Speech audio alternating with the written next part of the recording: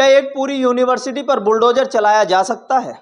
क्या किसी नेता से दुश्मनी का हिसाब शिक्षा से चुकाया जाएगा? और सबसे बड़ा सवाल, जब 40 में से 38 इमारतों को गिराने की बात हो रही हो, तब पूरा विपक्ष खामोश है।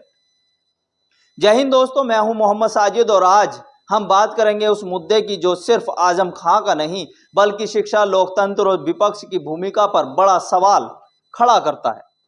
उत्तर प्रदेश की मोहम्मद अली जौहर यूनिवर्सिटी एक बार फिर सुर्खियों में है। इस यूनिवर्सिटी को लेकर प्रशासनिक कार्रवाई और इमारतों को गिराए जाने की चर्चा ने सियासी बहस तेज कर दी है। जरा इस यूनिवर्सिटी की ड्रोन फुटेज देखिए, आप साफ देख रहे होंगे कितना बड़ा कैंपस है, कितनी विशाल इमारतें, एक ऐसा संस्थान जिसे एक आधुनिक विश्वविद्यालय के रूप में विकसित करने का दावा किया गया हो।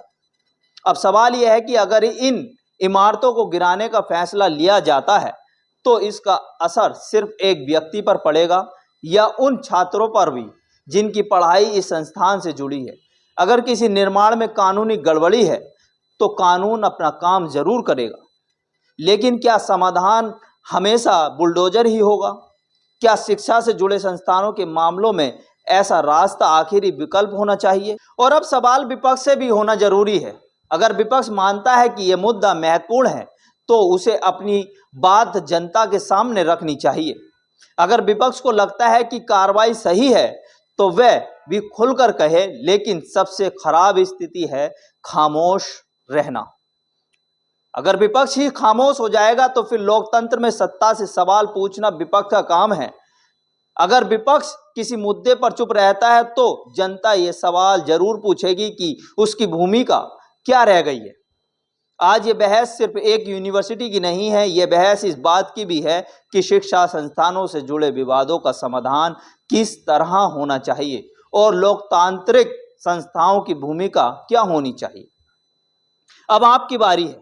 जी हाँ, मैं आपसे ही कह रहा हूं, क्या आपको लगता है कि इस मामले में कार्रवाई हो रही है वह न्याय संगत है? क्या विपक्ष को इस मुद्दे पर खुलकर अपनी राय रखनी चाहिए? अपनी राय कमेंट बॉक्स में जरूर लिखिए। और आप लोगों से आखिरी विनती यह भी है कि वीडियो फेसबुक पर देख रहे हैं तो पेज को फॉलो कर लीजिए, और अगर यूट्यूब पर देख रहे हैं तो लाइक, शेयर और कमेंट और चैनल को सब्सक्राइब करना बिल्कुल ना भूलिए। धन्यवाद।